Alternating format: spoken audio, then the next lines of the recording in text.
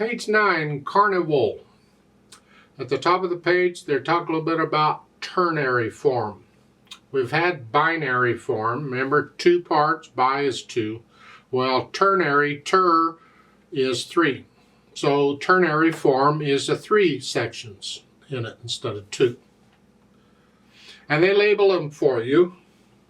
A at the beginning for the first 2 lines, and then section B is at the bottom for the next 2 lines, and you're saying, so where's the third form? Or the third section. I'm sorry, third section. I'm getting confused. Well, I'll explain that a little later. There is a third section. They're tricking you, but it's there. First, let's talk about Carnival. 4/4 time, 4 beats in a measure. Quarter note gets a count, so they're the same as 4 quarter notes in every measure. You got, what, half notes, eighth notes, quarter notes. We can deal with that. They're kind of jumbled up. You get a lot of this running thing. That's like a C major scale, which, by the way, is one of the reasons for learning a scale, because if you can play the scale, when you see these runs in the music, it's just part of the scale. That makes the run real easy. If you can't play the scale, these runs are struggling. Trying to get those even and smooth, yuck. I went through that as a little kid because the scales messed me up, and I just didn't, so I couldn't do these runs very well. Well, once I learned how to do the runs or scales properly, the runs came naturally. It's just like the scale. So let's take it one hand at a time and check all the notes and fingerings and things. The right hand, you're starting here, second finger, and it's like the C major scale. You're just not using all, you're not going all the way down to C. So it's 1 and 2, and otherwise the fingering is the same. Hopefully you can get these notes okay. Now the first line you're ending here, and the second line they want second finger again. I don't care for that, but okay, you can do that. They're both G's. The last note of the first line is a G. The first note of the second line is a G. Same note, get it? It's a repeated note. The same note played multiple times is a repeated note. Doesn't matter, okay. A lot of times in music, we take advantage of the repeated notes to change hand positions, and that's all we're doing here. You have 2 G's. I'm in one position, I want to be in another, so I simply change it on the repeated note. It's very common. And you do it again.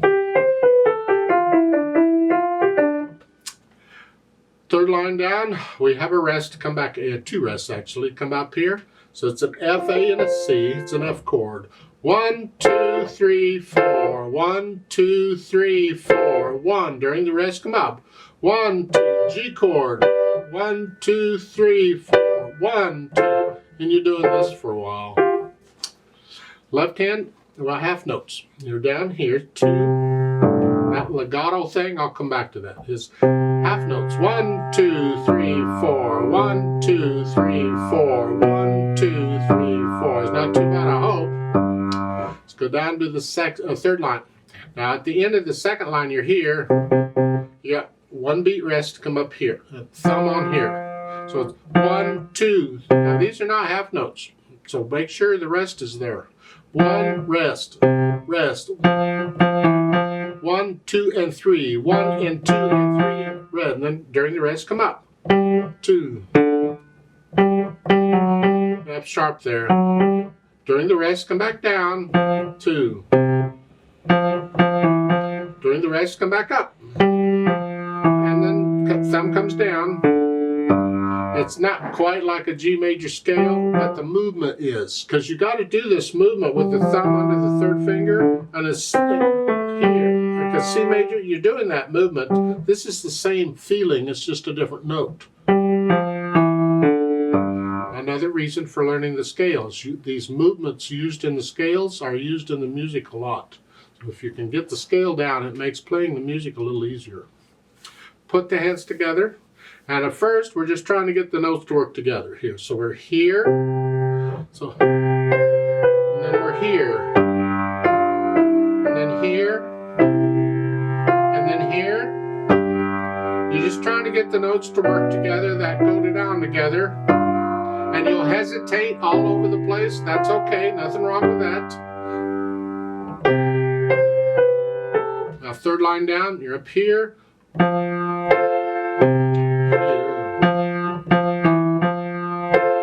as you're playing this chord, the left hand comes up 1 to here. And as you're playing this note, the right hand comes up. So it's, you're just moving around.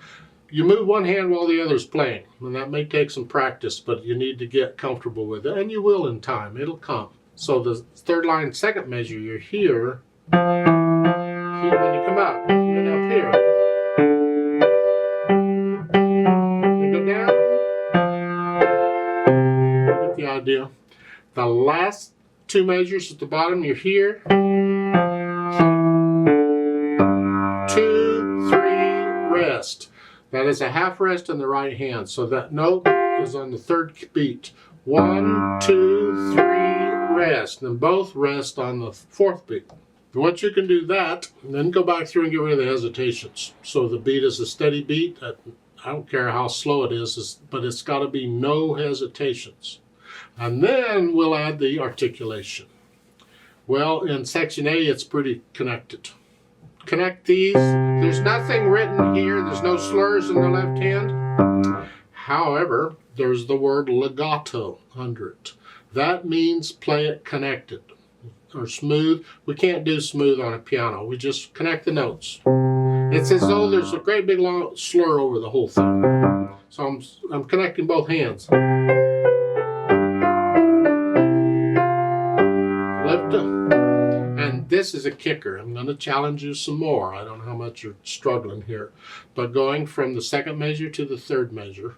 In the right hand, I'm going to lift up. So just a little lift, not a big one, just a little lift. It's like taking a breath. You're cutting the half note just a little bit short so you can have a little bit of silence in there. So it's... And you're doing that between all of these slurs in the right hand. Just lift up a little bit. But the left hand, I want to connect it. I don't want any silence. So in the second measure, I'm here. I'm going to lift up in the right hand. But I'm keeping the left hand down. I want that down. So this is connected, but this is not.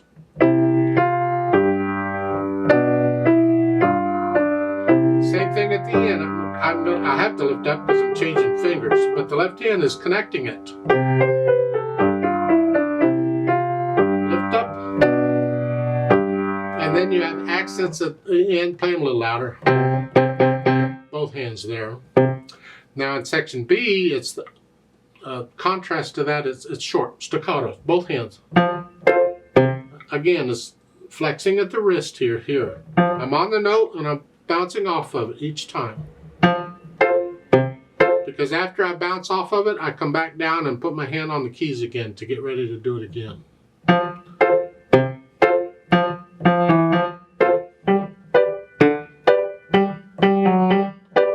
Get the idea? And then the last two measures, you're smooth again.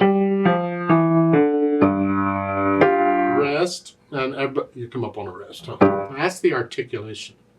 Then the dynamics. That applies to the melody wherever it's at. In section A, it's the right hand. Here, whatever you think moderately loud. Mezzo forte. Sort of loud. Keep the left hand soft.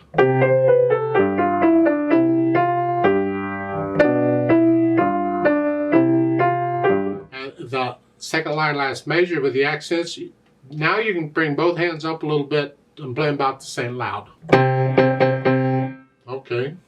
Now in section B, with the staccatos, the melodies in the left hand. Now we want the left hand loud and the right hand sort of moderately soft, moderately loud.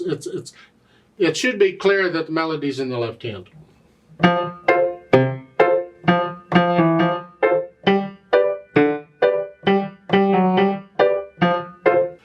As far as the speed goes, lively. Well, good luck with lively. It has to be accurate. So how fast can you play this accurately? That'll tell you probably about how fast your lively is going to go. Your lively and my lively are going to be different. And that's fine. Everybody's a little different. Again, when you come back through and you play these again and again, your lively will get faster. Now, a little bit about the roadmap here, where we're going and where is that third section. At the bottom of the page, it says DC al fine above the staves. DC, if you remember, means go back to the beginning. You go back to the beginning. Al fine means go to fine, and fine is at the end of the second line. You stop there. So that is the third section. So the layout for the piece is an ABA form. So first two lines, then the second two lines, and the first two lines again, that's ABA. However, they put in another twist. You gotta love them, and it's normal. On the A section, a lot of times they'll repeat it. Not always, but a lot of times they do. And you see the repeat sign at the end of the second line. That means you're going to go back and play those two lines again. So the piece is a lot longer than it looks, because now you have to play the first two lines twice, then the bottom two lines, and then go back and play the first two lines a third time for the whole piece. Now, on the last measure at the bottom, they put in a pedal indication. I completely disagree with that. I would not use pedal on this. Don't bother. Just don't. There's no point as far as I'm concerned. I don't agree with Bastien's pedal markings at all. I don't even understand why. See, when you use pedal, you use it for reasons, or don't use it. So I suggest don't use pedal on this piece.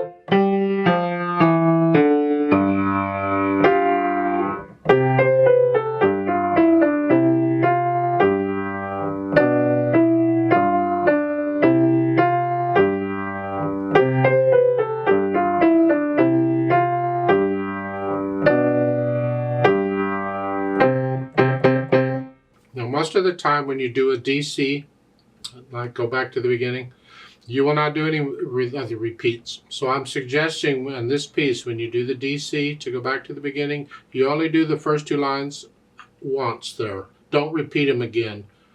You repeated them the first time, that's enough.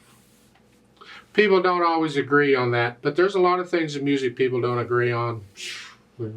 I'd like to play this with you very slowly to double check the notes and the rhythms. I'm not going to do any of the dynamics. I'm going to play both hands about the same.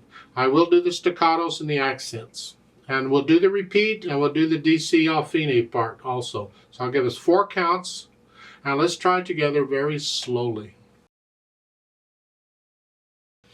1 and 2 and ready and go and.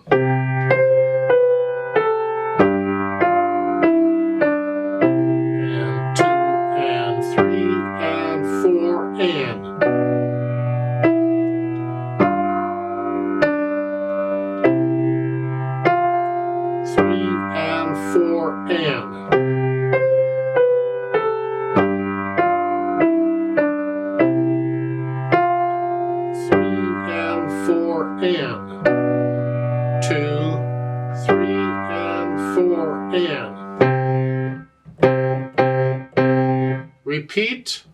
3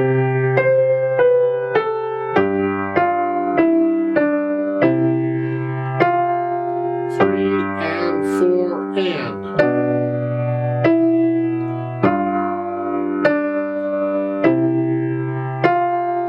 3 and 4 and.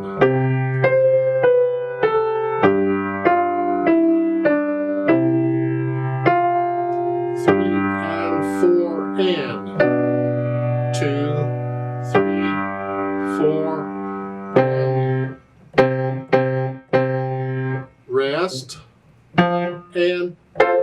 and 1 and 4 and 1 and 2 and 3 and 4 and 1 and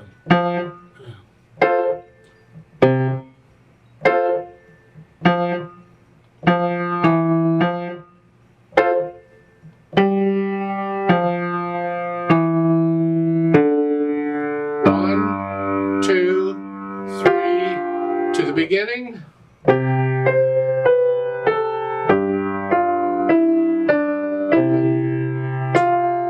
3 and 4 and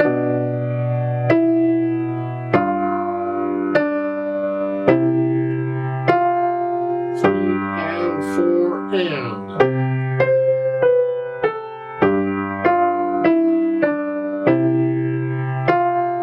3 and 4 and